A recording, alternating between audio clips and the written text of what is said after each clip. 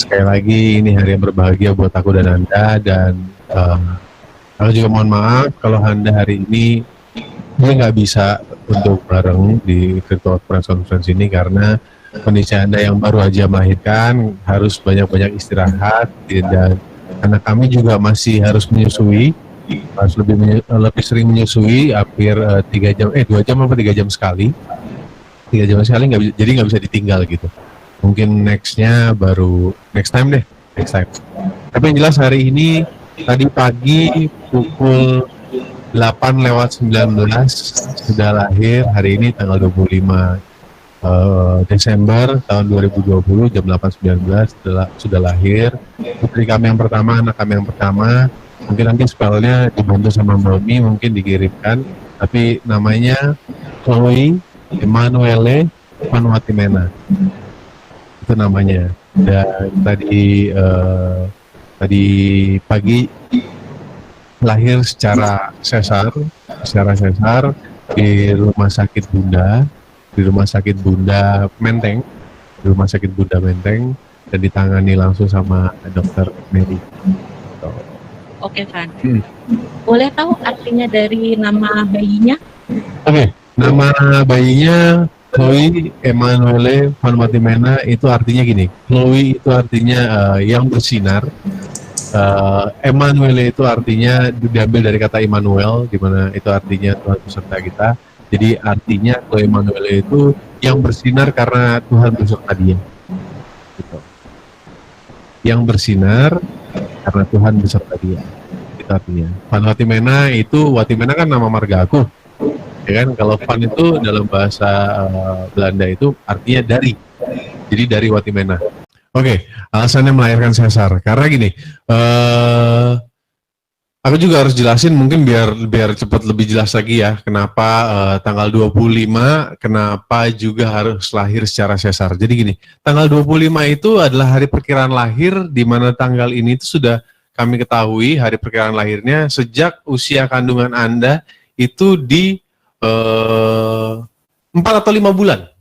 4 atau 5 bulan memang hari perkiraan lahirnya itu bulan Desember, dan ketika masuk bulan kelima, jadi bulan kelima, tanggal yang keluar itu tanggal 25 Desember. Jadi ini bukan dipilih-pilih, memang aslinya dari hari perkiraan lahirnya itu tanggal 25 Desember. Dan puji Tuhan semuanya berjalan lancar, hari ini berjalan lancar, jadi bisa lahir di tanggal 25. Nah, kenapa sampai melahirkan secara sesar? Karena gini, jadi ternyata setelah 5 bulan sampai ke 6 bulan ketika kami USG, itu bayi yang harusnya dia mulai bisa bergerak arah ke bawah, jadi kepalanya di bawah gitu ya, kepalanya di bawah itu anak kami enggak, jadi anak kami tetap di atas. Kalau bahasa ininya apa, sungsang ya, bahasanya sungsang. Dan itu tetap nggak berubah sampai usia kandungan di 9 bulan. Jadi memang dari dokter sendiri yang memutuskan, udah kalau gitu ini di sesar aja gitu. Dalam proses persalinannya nggak ada kendala sama sekali. Jadi ini kan memang mungkin pertama kalinya buat saya. Jadi tadi saya masuk dalam ruang persalinannya juga, ruang operasi sesarnya, saya nemenin Anda, dan jujur ini cukup kaget juga gitu, karena bener-bener prosesnya tuh singkat banget. Prosesnya singkat, tiba-tiba aku lagi ngobrol sama Anda, nenangin Anda gitu, tiba-tiba bayinya udah diangkat keluar. Itu juga sempet kaget gitu kan, udah gitu. Jadi nggak ada sama sekali kendala yang berarti, sama sekali nggak ada, bahkan sama sekali nggak ada kendala, semuanya berjalan lancar, puji Tuhan. Oke. Boleh nggak diceritain bagaimana waktu di dalam ruangan persalinan itu, kemudian pada saat Vano dan Anda melihat pertama kali buah hati kalian itu gimana gitu? Oh gini, jadi yang pertama waktu masuk dalam ruangan operasi itu suasananya justru nggak kayak yang aku pikirkan, suasananya begitu cheerful gitu, dokternya juga gimana ya, suasananya very cheerful, gimana maksudnya? Gembira, sangat gembira gitu, sangat gembira, semuanya seneng, dokternya bahkan ngajakin bercanda gitu, aku juga sama Anda bercanda. Jadi ini jadi kayak nggak seperti apa yang ada di pikiranku gitu. Ruangan operasi itu harus yang benar-benar mencekam suasananya, tegang kanan kiri. Ini sama sekali nggak. Ini yang bikin aku agak bingung gitu. Dan ada satu cerita lucu sih. Sebenarnya di sana kan harusnya posisi aku ketika duduk di sampingnya Anda itu untuk menenangkan Anda gitu kan. Harusnya aku yang nenangin Anda, aku cerita-cerita sama Anda, kita ngomongin apa aja, pokoknya bikin dia lebih tenang selama operasi itu. Karena kalau yang mungkin ada yang belum tahu, proses operasi sesar itu jadi nggak dibius total gitu. Jadi ibunya masih tetap bangun, tetap sadar, cuma di biusnya atau di anestesi itu sebagian dari sini ke bawah gitu. Itu yang di anestesi. Nah, aku ada di situ untuk nenangin Anda. Aku bilang, udah sayang, nggak usah nangis, santai aja. Tapi ternyata begitu anaknya keluar, anaknya pertama kali diangkat sama dokter, justru yang nangis duluan malah aku, bukan Anda. Gitu kan? Jadi Anda juga ikut nangis sih, cuma dia nangis sambil ketawa gitu. Ngeliatin aku gitu yang nangis-nangis. Nah, ini buat aku sih ada lucu gitu. Tapi ya gimana, emang udah gak bisa ditahan sih air mata sih. Perasaan Gitu. yang sangat luar biasa, Perasaan membahagiakan sangat luar ya. biasa, membahagiakan. Oke. Sebenarnya kalau dibilang ada kepanikan, sama sekali nggak panik ya, sama sekali nggak panik, karena kebetulan juga sejak kami mulai program ini kan juga dimulai pada saat itu udah ada dalam masa pandemi gitu. Tapi dari tim dari Morula IVF ini juga mereka sangat profesional, yang kedua mereka menenangkan. Kenapa menenangkan? Karena protokol-protokol kesehatannya itu dijalankan dan itu benar-benar diperhatikan gitu setiap protokolnya. Itu yang bikin kami ngerasa sangat tenang. Bahkan ketika mau melahirkan aja protokol untuk proses kelahirannya itu tetap mengedepankan protokol keamanan, terutama dari pandemi COVID-19 gitu. Ya, jadi semuanya aman ya. Semuanya aman, sama sekali nggak ada rasa panik sih. Bagian apa yang paling bikin deg-degan dalam momen persalinan? Yes. Itu pertanyaan yang pertama ya. Kelihatan ya? Iya. Yes, Bagian apa yang paling bikin deg-degan? Gimana ya? Kalau bilang deg-degan, bukan karena khawatir ya. Deg-degannya itu lebih karena very excited gitu. Ya. Karena ini anak pertamaku dan aku belum pernah seperti ini dan aku memang nggak sabar untuk ketemu sama buah hatiku ini. Jadi benar-benar deg-degan yang seru sih kayak gitu. Ya, doa kita sih sebelum masuk ke ruangan bersalin, yang pertama kita minta kasih karunia dari Tuhan, kita minta kebaikan dari Tuhan aja, karena tanpa kasih karunia dan kebaikan Tuhan, kami percaya kami nggak ada di sini seperti kami ada sekarang ini, dan kami yakin itu semua hanya karena kebaikan dan kasih karunia Tuhan. Itu aja sih yang pertama kali kami lantunkan gitu. Kalau semua sisanya seperti kita minta Tuhan berkati Anda, Tuhan berkati juga anak dalam kandungan, Tuhan berkati juga dokter dan perawat semua yang bekerja, terutama di Rumah Sakit Bunda, tempat Anda menjalankan operasi sesar, itu kami berdoa semua gitu. Gitu semua kami doakan. Apa lagi? Udah pasti ini kado terindah, kado Natal yang paling indah yang pernah aku dan Anda dapatkan dalam kehidupan kami berdua. Itu udah pasti. Kita tetap pengen punya anak, nggak ada batasan gitu, mau anak berapa, harus cewek atau harus cowok, enggak ada. Yang jelas sedikasihnya Tuhan kamu mau berkati kami dengan berapa banyak anak, itu kami tetap puji Tuhan. Apapun yang terjadi kami tetap puji Tuhan. Iya, jadi gini, aku juga harus jelasin, mungkin yang belum tahu kalau dari IVF, program IVF itu atau program bayi tabung, memang ada yang namanya PGTA ya. PGTA itu, ini sebenarnya pernah aku jelasin waktu itu. Sebenarnya ada yang namanya PGTA. PGTA itu di mana kita bisa mengetahui gen dari si embrio yang sudah diambil itu ya, udah jadi itu ya, Mbak. Benar ya? Ya, embrio udah jadi itu kita bisa cari tahu dari kode genetiknya. Nanti kira-kira kelaminnya akan seperti apa, kita bisa tahu. Tapi memang untuk anak pertama ini kita sama sekali nggak milih. Kita bilang Tuhan mau kasih apapun, kita tetap puji Tuhan. Gitu. Mas Vano udah berani gendong anak belum? Kondisi ke Anda sekarang seperti apa? Oke, itu dulu ya Mbak Bi. Ya, jadi ada yang menanyakan kondisi Anda itu sekarang bagaimana? Yes, gitu. ya. Kondisi Anda itu sekarang dia baik-baik aja, puji Tuhan. Semuanya sehat, nggak ada nggak ada yang salah, maksudnya nggak ada komplikasi atau tiba-tiba drop apa, nggak ada sama sekali. Anda benar-benar sehat. Aku juga bersyukur Anda kuat. Sekarang sih lagi menyusui anak ya. Jadi Anda udah baik-baik, dia udah di dalam dalam kamar rawat lagi menyusui anaknya, dan mudah-mudahan lebih cepat lagi pulih karena kan ada namanya sesar kan ada lukanya ya. Semoga lukanya cepat pulih gitu. Terus babynya kan baru lahir, Mas Vano udah berani gendong anak belum? Jadi gini, ini anakku yang pertama, tapi bukan ponakanku yang pertama. Keponakanku sudah 3 gitu. Sudah 3 dan sudah 4. Sudah 4 dari kakakku 2, dari adikku juga 2. Jadi gendong anak bukan yang pertama. Jadi dari keponakanku lahir udah belajar gendong anak lah. Puji Tuhannya gitu. Sempat putus asa gak sih Mas, beberapa tahun belum diberikan kesempatan momongan pada saat itu dan akhirnya membuahkan hasil ikut program hamil di klinik Morula IVF? Putus asa? Nggak pernah. Karena aku dan Anda tuh tahu kehidupan kita itu kasih karunia dari Tuhan. Dan kita percaya banget kalau buat kami percaya janji-janji Tuhan itu nyata dalam kehidupan kami. Jadi salah satu janji Tuhan yang mungkin ada dalam Alkitab itu, Tuhan berjanji kita boleh beranak cucu memenuhi isi bumi gitu. Jadi kita pegang itu, tinggal waktunya itu terserah Tuhan. Jadi aku sama Anda sebelum ini belum punya anak 7 tahun, itu benar-benar bahagia, kita jalani dengan luar biasa.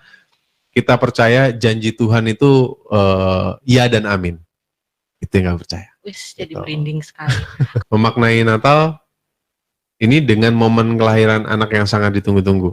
Oke, jadi gini, kalau buat aku pribadi, aku karena kan momen Natal ini juga mungkin ini hubungan intim gitu, aku dengan Tuhan gitu kan. Kalau buat aku dengan kelahiran anak kami ini jadi apa ya?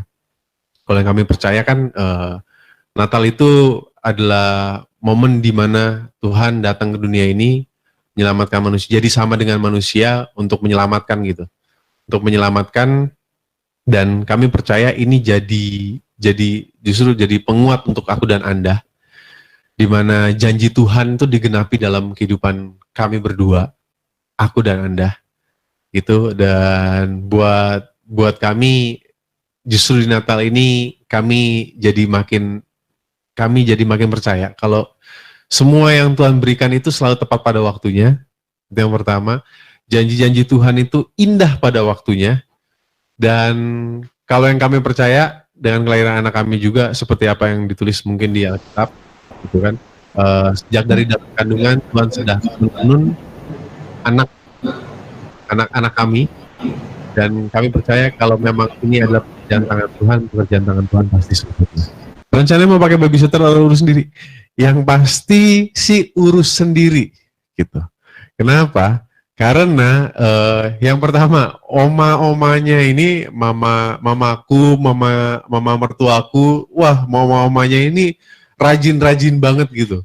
Dan mereka udah dari awal mau menjalani operasi aja mereka menemani sampai akhir, dan aku sudah lihat sendiri oma-omanya ini luar biasa sih, dan mereka yang akan bantuin kita. Jadi kita nggak pakai babysitter.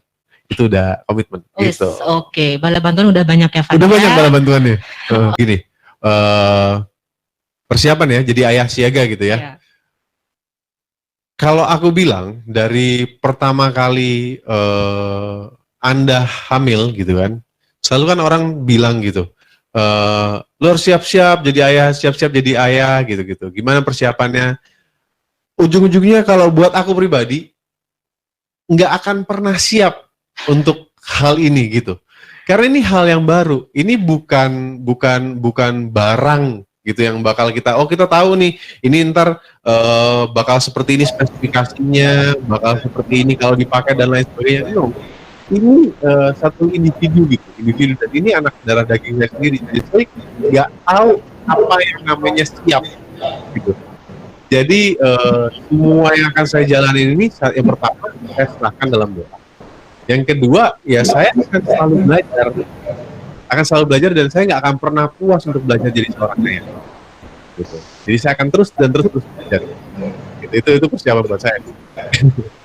Cara proteksi anak di masa pandemi ini ya sebenarnya benar juga kata Mbak Umi. Ini karena aku baru beberapa jam jadi ayah, jadi nggak bisa langsung share pengalamannya. Tapi kalau untuk apa yang udah aku dengar-dengar, jadi ada beberapa yang mungkin sudah disampaikan oleh dokter.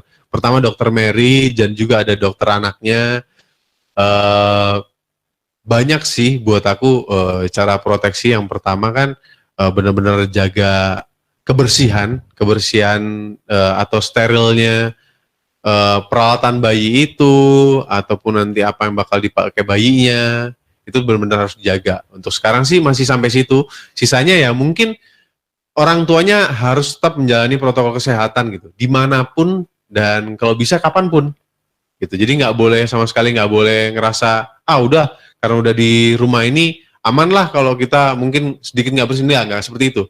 Jadi tetap terus jaga kebersihan dan tetap ikutin protokol kesehatan. Itu aja. Jadi gini, kalau Anda mau nggak mau dia harus vakum dulu. Kenapa? Karena kan bayinya masih benar-benar butuh ASI eksklusif gitu kan.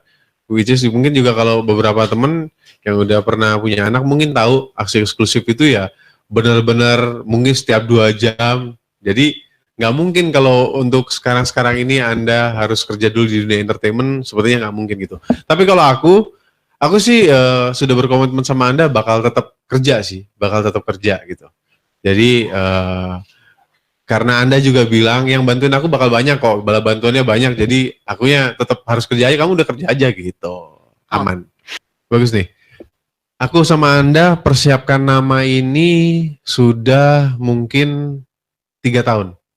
Kenapa? Karena kami percaya ketika kami persiapkan namanya, kami bawa dalam doa, Tuhan pasti akan jawab doa kami. Gitu. Nah, ada kejadian lucu nggak ya? Nggak ada. Justru yang asik itu jadi kita sama-sama cari nama apa yang kira-kira cocok ya. Itu sih lebih keseru aja gitu. Antara aku sama Anda, kita pakai nama ini yang nama ini gitu. Jadi diskusinya bikin seru. Gitu. Oh, berarti nggak pakai berdebat ya? Oh, nggak pakai berdebat sama Anda. Oke. Nah, oke. Ini pertanyaan ini kita jawab, kita bakal tetap publish wajah babynya. Tapi nanti lihatnya di Instagramnya Anda ya. Instagramnya Anda mungkin kira-kira sebentar lagi ya. Setelah preskon nanti akan Iya, setelah preskon mungkin bisa dilihat ada di itu. Ada di Instagramnya Anda. Mirip siapa, Kak? Mirip siapa? Yang jelas mirip orang tuanya. Gitu. Jelas mirip orang tuanya lah. Kalau bilang mirip, mix sih kalau buat aku. Oke. Mirip aku juga, mirip Anda juga gitu. Tapi pastinya cantik banget ya, Van ya? Oh iya. Kalau buat namanya juga orang tuanya. Kalau orang tuanya bilang anak gue paling cantik, pasti itu. Kalau punya momongan lagi, apakah natural atau harus program yang sama? Mungkin itu nanti kita juga harus konsultasikan lagi juga ya sama dokternya. Yes, betul. Aku juga nggak bisa jawab karena ini kan pasti teknis yang itu bukan bidangku juga untuk menjawab. Gitu. Iya, lebih medik jawabannya. Oke. Terus ini Van, Adi Prawira. Apakah akan jadi bayi online yang dibuatkan akun Instagram pribadi? Itu nanti terserah mamanya deh, beneran. Karena kalau ngomongin akun media sosial, mungkin sebagian dari teman-teman ini tahu, aku kurang begitu aktif. Nggak seaktif istriku maksudnya ya. Jadi nanti mungkin dihandle sama istriku. Mungkin. Tapi tanya istriku dulu. Aku masih belum banyak ajak ngobrol juga karena kan istriku masih harus istirahat. Gitu. Tapi kita lihat nanti ya. Oke, Adi Prawira. Jadi kita sama-sama tunggu ya. Nanti apakah Asmiranda akan bikinin akun Instagram buat bayinya, gitu. Iya. Kalau untuk pulang masih tunggu gimana kabar dari dokter juga, karena dokter yang meriksa. Kalau untuk sekarang sih belum, kan baru tadi banget gitu, baru tadi pagi operasi sesarnya. Jadi sekarang kita belum tahu sih. Kita lagi fokus banget supaya Anda cepat pulih aja, gitu. Oke, amin. Semoga ibu dan bayinya sehat selalu. Amin.